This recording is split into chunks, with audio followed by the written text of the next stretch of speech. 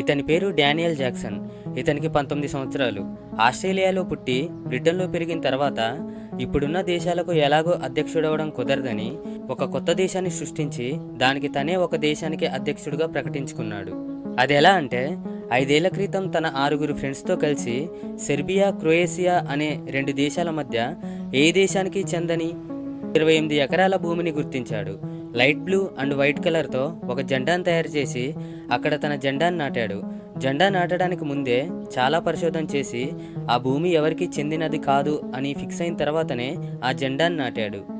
ఆ దేశానికి వెర్డిస్ అనే పేరు పెట్టి తానే అధ్యక్షుడిని ప్రకటించుకున్నాడు. ఈ లెక్కన వాటికన్ సిటీ తర్వాత రెండో అతి చిన్న దేశం ఇదే. ప్రస్తుతం ఈ దేశంలో 400 మంది ఉంటున్నారు. అలాగే దీని సిటిజన్షిప్ కోసం 15,000 మంది దాకా అప్లై చేసుకున్నారు. ఇక్కడ ఆశ్చర్యకరమైన విషయం ఏంటంటే రష్యా ఉక్రెయిన్ యుద్ధ సమయంలో ఉక్రెయిన్ బాధితుల కోసం తన దేశం తరపున డానియల్ విరాళాలు కూడా పంపించాడు.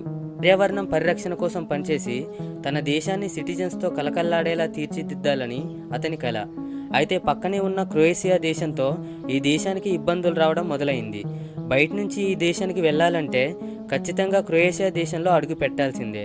దీనివల్ల క్రొయేషియా పోలీసులు ఈ చిన్న దేశం వాళ్ళని అరెస్ట్ చేయడం మొదలుపెట్టారు. వాళ్ళ భూభాగాన్ని ఆక్రమించుకోవడానికి చాలా ప్రయత్నాలు చేశారు. దీంతో డానియల్ రియాక్ట్ అయ్యి వాళ్ళలా చేయడం కరెక్ట్ కాదని, ఇంటర్నేషనల్ రూల్స్కి వ్యతిరేకమని, ఇలా రిపీట్ అయితే ఇంటర్నేషనల్ లెవెల్లో న్యాయ పోరాటం చేయడానికి సిద్ధంగా ఉన్నామని డానియల్ అంటున్నాడు.